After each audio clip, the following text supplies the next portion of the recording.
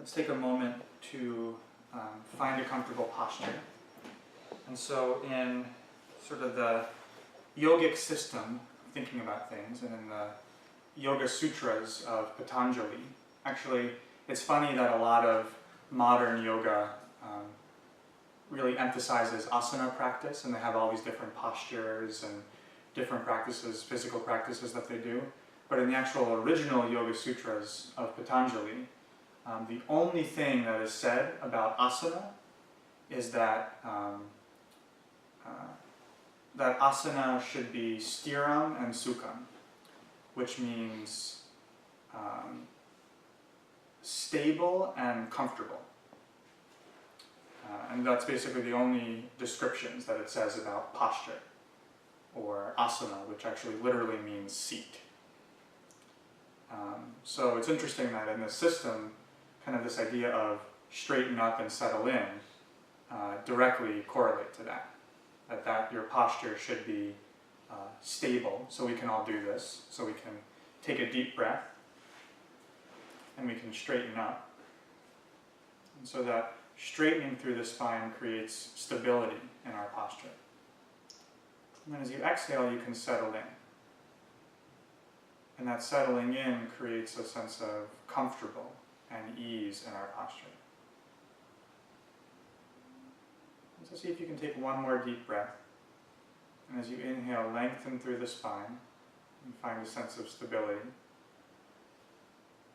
And as you exhale, settle into your body and find a sense of comfort and ease.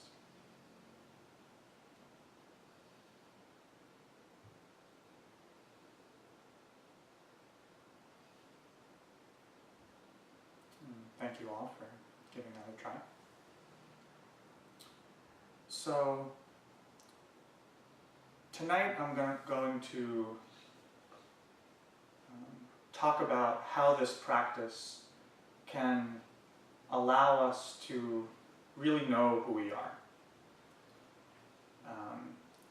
And sometimes this is described as having a transcendent experience, of having an experience of something other than what we normally think we are. We have this kind of limited idea of who and what we are, but at least a lot of the mystical traditions of the world at least make a claim that who we think we are is not actually who we are, but there can be an experience of who we really are. And this is sort of the fundamental question of who are we. That sort of drives a lot of mystical tradition and even our activities in our life. And one of my mentors in this practice, Alan Wallace, often makes this comment that there's really only one difference between Buddhas and sentient beings, and that Buddhas know who they are, and sentient beings don't. And that in fact, when we actually know who we are, then there is no more suffering. And that there's actually bliss. And a sense of bliss that is sort of beyond concepts and beyond words. And that whatever we think bliss is, I think in this context doesn't really give justice to what that experience is. And so I know there's a story that I often like of, I forget exactly how it starts, but kind of the Buddha was wandering in the forest somewhere, and a man noticed his footprints on the ground and saw that these were very unusual footprints, and was very intrigued by these footprints. So he kind of followed the footprints and sort of tracked what these footprints were, and then ultimately found the Buddha. And the Buddha was radiant and glowing, and the man was just awestruck, kind of so surprised that this being who kind of baffled him and didn't really understand who this being was. And he approached him and said, who are you? Are you some kind of mythical creature? And the Buddha said, no. I said, are you some kind of god or celestial being? And the Buddha said, no.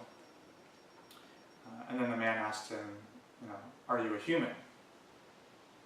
And the Buddha said, no. And then so the man was confused and finally asked him, then what are you? And he said that I am awake. And this idea of being awake, of really knowing who we are in such a way that we can just be present with experience and we don't need to have a concept or a label about what that person is. And at least for me in my practice, this is something that I've been most interested in. Many people come to this path because maybe they're trying to reduce some suffering in their lives or increase their fulfillment, and there's definitely aspects of that I find a lot of benefit from, but the primary motivating factor for me was really knowing who I am and what is reality. That this is a question that has seemed really important to me. And so about 2 years ago, when I decided that I really wanted to find this out, and I wanted to go and travel in Asia, and specifically in India, to try to find someone who I felt actually knew the answer to that question from their own experience and would be able to explain it to me in some way. I felt like I've read a lot of great things about masters and amazing beings who have had a lot of progress in this path.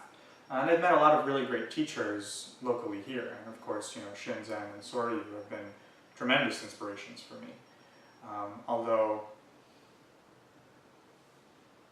I guess my idea about, someone who's really experienced that state fully, and would be able to really explain to me in very practical ways, what are the techniques in order to sort of achieve this state. And sort of in the yoga terminology of talking about this, there's a concept that's thrown around a lot called samadhi. And I think a lot of people use that in a lot of different ways. There's a range of, samadhi generally means something like a very concentrated and focused state, where you're sort of absorbed in an experience.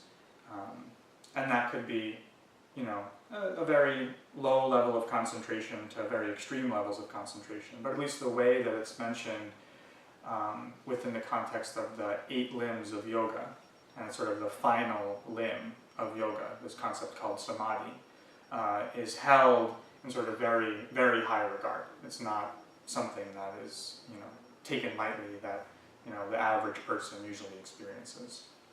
And I was very curious, I've never actually met someone who was able to claim that they've actually experienced that classical state. And I was curious if such a person existed. I was kind of on this search to see if I could find that and find a teaching that would sort of help me towards that goal.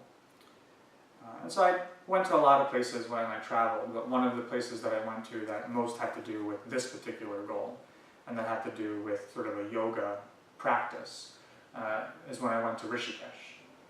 And so I went to Rishikesh, and I was kind of surprised about what I found there. In some ways, it was sort of like a yoga Disneyland, is the way that my friend explained it, which was totally true. It was, all of these fake gurus who were marketing towards Westerners. I didn't know who I could trust. Tons of backpackers from all over the world. And it was a beautiful place, and I had a good time, and I met a lot of really interesting, cool people. But in terms of really finding, a person who I really thought had this experience and was authentic in sharing it, there were a couple of people who were there at the time actually that I met. One, his name was Muji, and another one was named Prem Baba.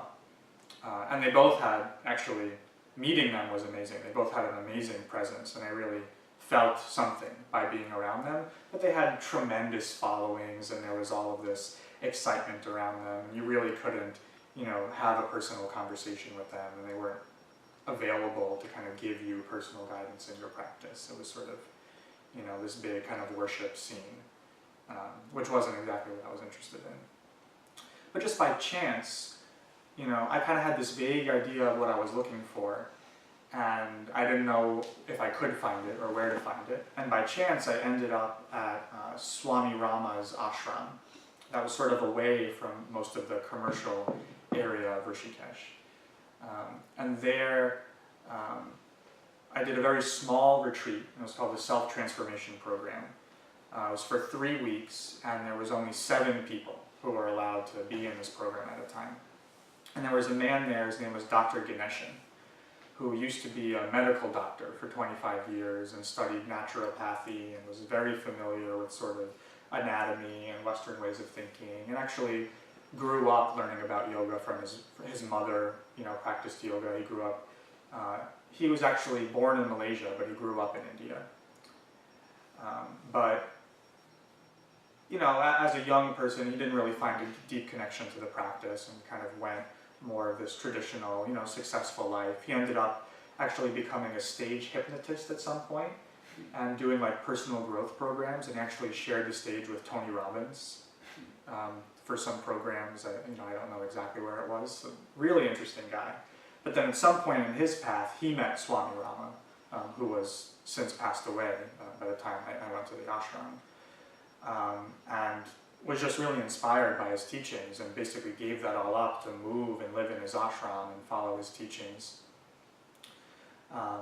And really only after Swami Rama passed away did he feel like he really understood the teachings, and that he had a really deep personal experience that he was able to speak about through confidence. And because he had such a scientific state of mind and kind of background and framework, he sort of took his experience of those teachings and reoriented it in a way that was very scientific, that threw away all of these words like chakras and bandhas and all of these yogic terms that in his view people are just like completely misunderstanding.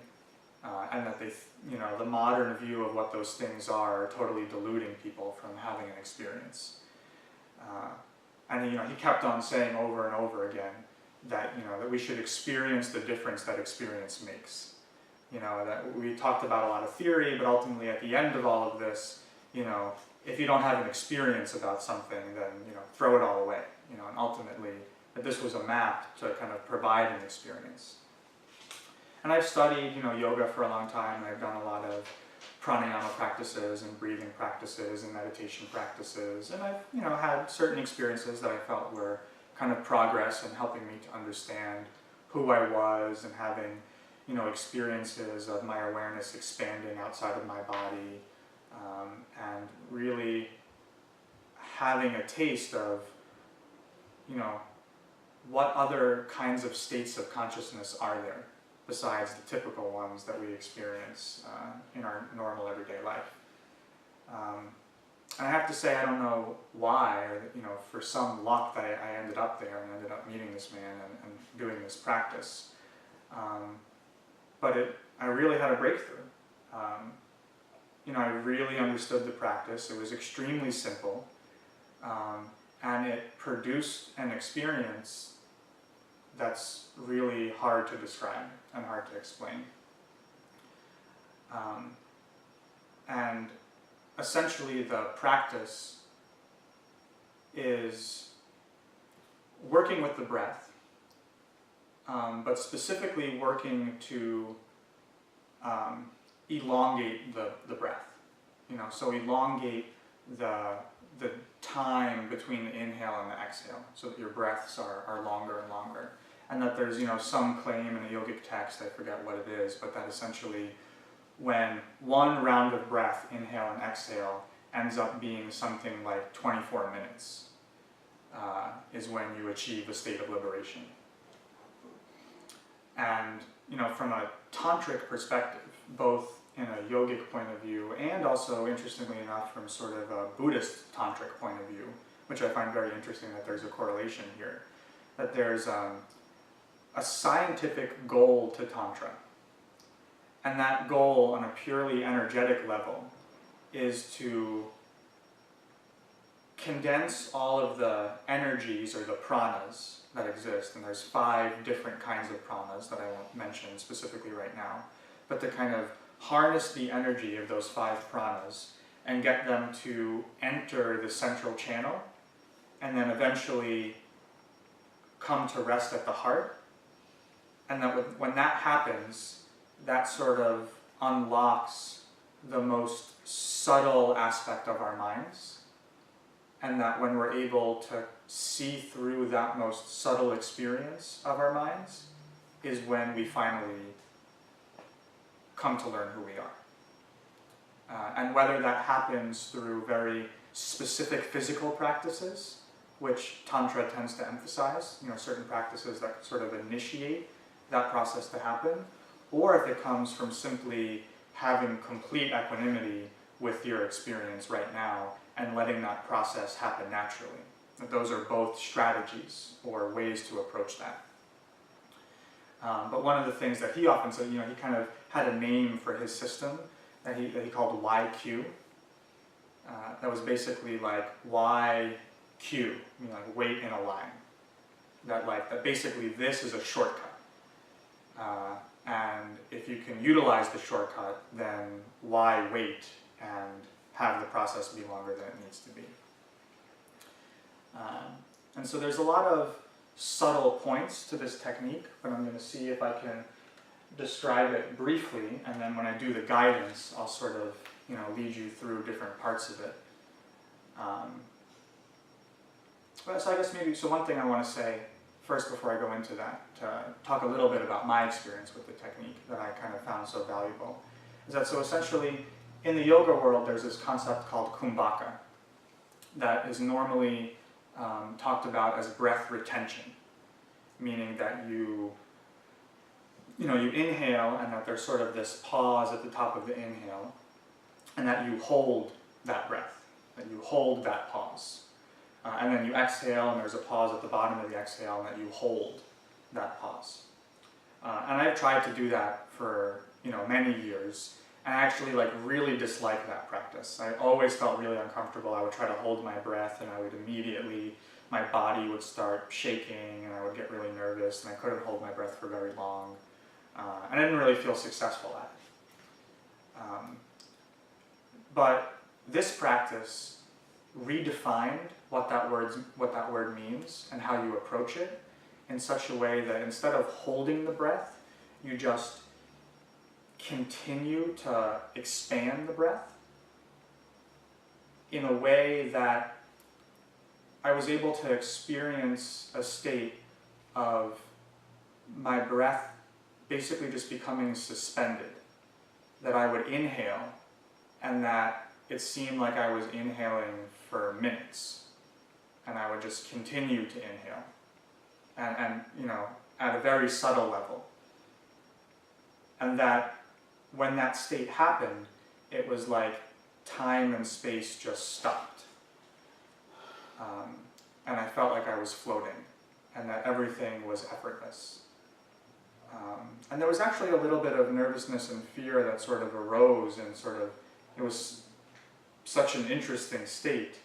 I felt like almost something was wrong, or that if I don't, exhale and take another breath, that I would die, and so that I didn't have complete equanimity with the experience. There was still a little bit of fear that arose, but in terms of being able to expand my breath and to actually hold the breath in such an effortless way, really kind of changed my perspective on this practice, and really gave me an experience, not that I would say that I know who I am from that experience, but it was very joyful, it was very effortless, and it gave me a sense of a state of consciousness that I never knew actually existed. I read about it, I heard about it, it sounded very interesting, I'd be very curious if I could actually experience that state, but I never had any direct evidence to validate that people aren't just making this up, and that for some reason everyone seems to believe it. And it gave me some confidence that there is a such thing as a some sort of transcendent state that experientially is just completely different from, my experience right now. And I feel like a lot of work has to be done to like understanding what that means and how to integrate that into your everyday life. But the interesting thing about it is that it did produce a sense of energy that I feel like I always have access to now, that has completely changed the way that I interact in the world. That there's this sort of source of energy that I can connect to, that helps me to be engaged and to be energetic throughout the day. And I think to a great extent this practice has really kind of contributed to that. So let's see if I can explain this briefly. It's very interesting, like when he kind of explained it. It's very simple.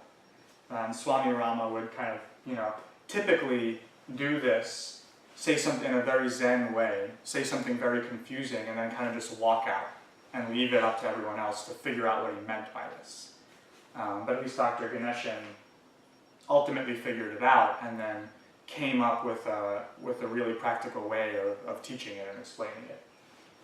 So the idea is, so typically we have this idea that, so we inhale, and there's sort of this natural pause at the top of the inhale.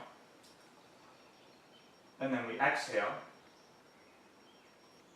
and that there's this natural pause at the bottom of the exhale. And it seems that our breath process is sort of this discontinuous motion, that there's an inhale, and then there's a pause, and then there's an exhale and a pause, and that somehow the inhale and the exhale are almost like two different things. And we notice this clear distinction between when one's gone and when the other one starts. There's sort of this arbitrary pause at the end. So the first thing that Swami Rama said was to eliminate the pause. And the way that you eliminate the pause is you turn this process into a loop.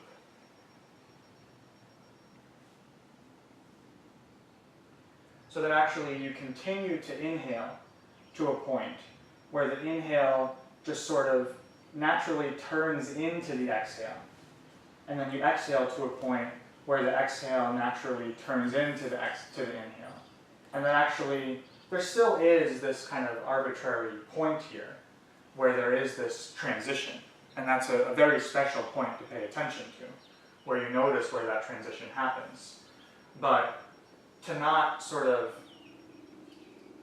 allow this to be a stopping point, to not allow that to kind of stop the flow of energy at that point, but just allow that to be a transition that you notice, but that this whole cycle is a continuous loop. So the first step is that you eliminate the pauses in your breath. They were kind of very clear that it should never, like that, pausing your breath is death. That when you stop your breath, you're killing brain cells. It's not very healthy for your body. And this is very interesting for me to hear since, it's emphasized so much to kind of hold your breath. So this is something that they immediately said, this is a misinterpretation of what this means. So eliminate the pause. But then the next interesting thing that's sort of contradictory is then they say expand the pause. And so basically what this means is that the goal is to widen this loop as much as possible so that this transitional period between inhale and exhale gets expanded. And it gets expanded to the point whereas in this dimension, this loop expands. In this dimension, it contracts.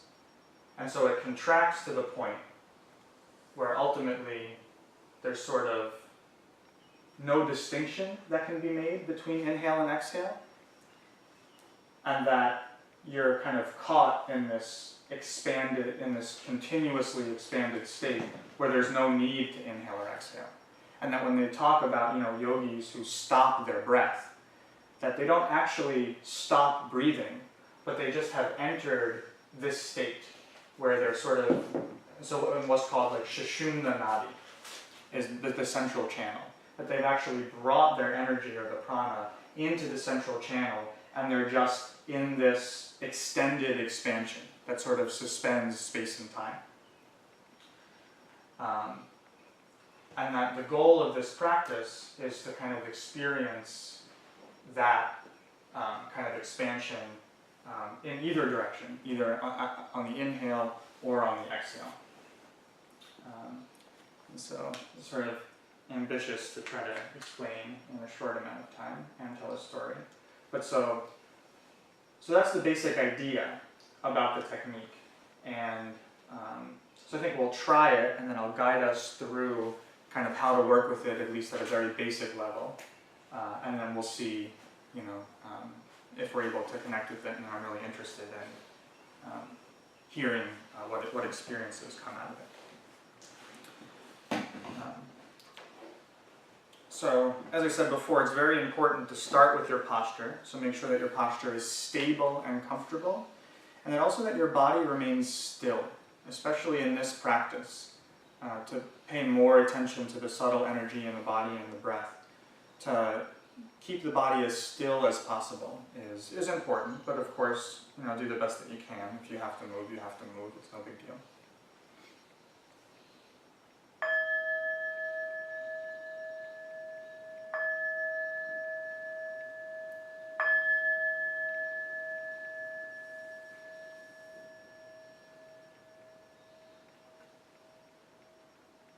So taking a moment to lengthen through the spine, growing tall,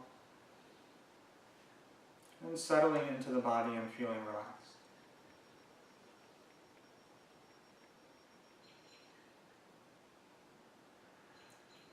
And so see if you can pay attention to the entire space between your head and the bottom of your spine. So as if there were a column or a tube. And this can actually take up the entire space of your body. So just be aware of the whole space of your body between the top of your head and the bottom of your spine.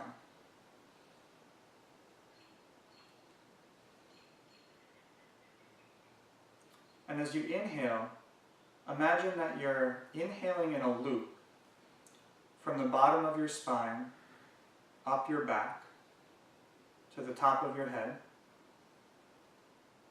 And then as you exhale, you're exhaling in a loop from the top of your head around the front of your body to the bottom of your spine.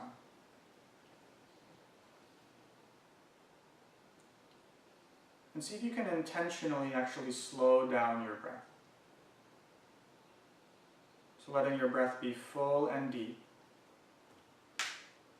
And so inhaling from the bottom of the spine to the top of the head. And then exhaling from the top of the head to the bottom of the spine. But doing so in such a way that you create a loop with your awareness. So you're not just going straight up and down, so that you're stopping at the top of the head and then going straight back down to the bottom of the spine. But you create this continuous loop. And a loop that builds momentum over time. And the way I like to think about this loop is that it's sort of getting the whole energetic system of your body moving and continuing to move. And that when there's pauses or stopping in that process, then that creates areas where the energetic system of the body freezes or stabilizes. So this continuous loop just gets the energy moving in the body. So just following the breath as you inhale, going along the back of the body, as you exhale, going along the front of the body.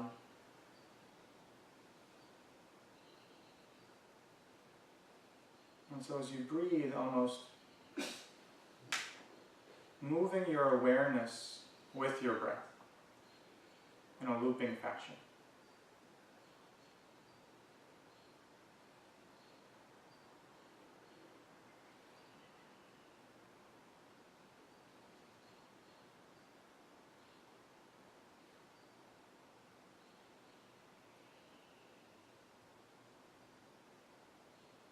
next time you exhale, see if you can exhale for twice as long as your inhale.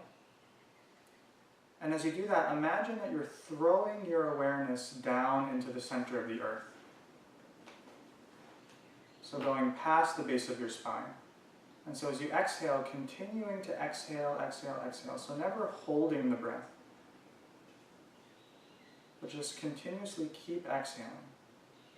Even if it seems like there's no air left, that there's still a sense that energy is being released and that your awareness is going down into the earth as far as you can imagine.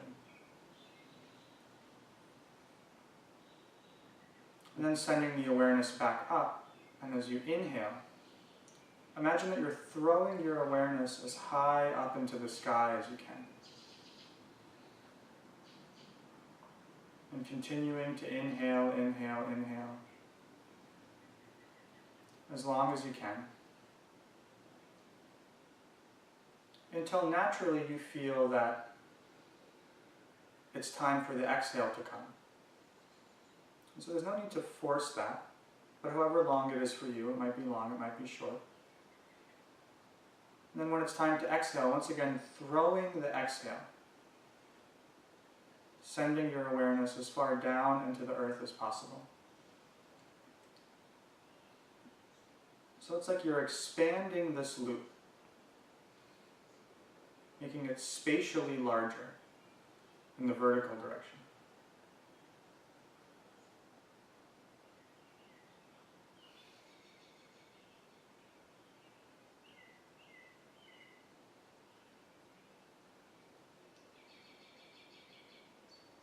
And so never pausing, allowing the breath to remain continuous. Staying connected with a sense of a loop in the breath and in the awareness. And so never forcing or holding the breath, but see if you can actually just throw your awareness into the sky and down into the earth. And keep inhaling or keep exhaling as long as you can, until naturally that inhale turns into the exhale. Or naturally that exhale turns into the inhale.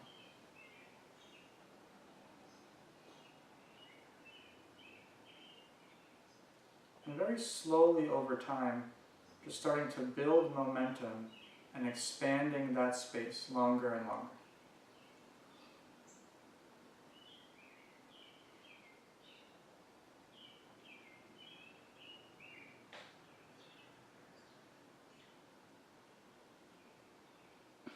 I like to think about it as if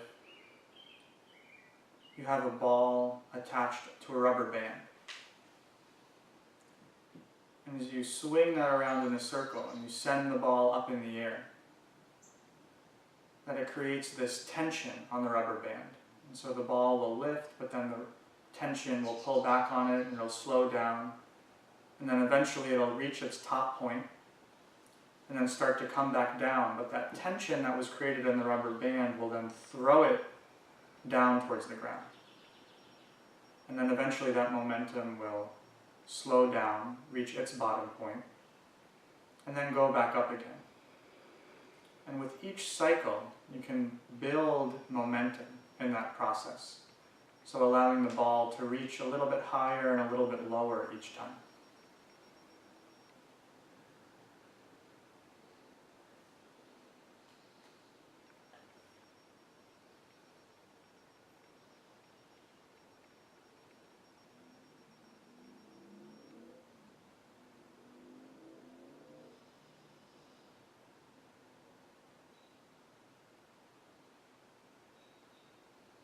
And for a moment, let that go. And whatever momentum was carried into this process, allow it to happen on its own. So no longer control this. If it continues to happen, let it happen.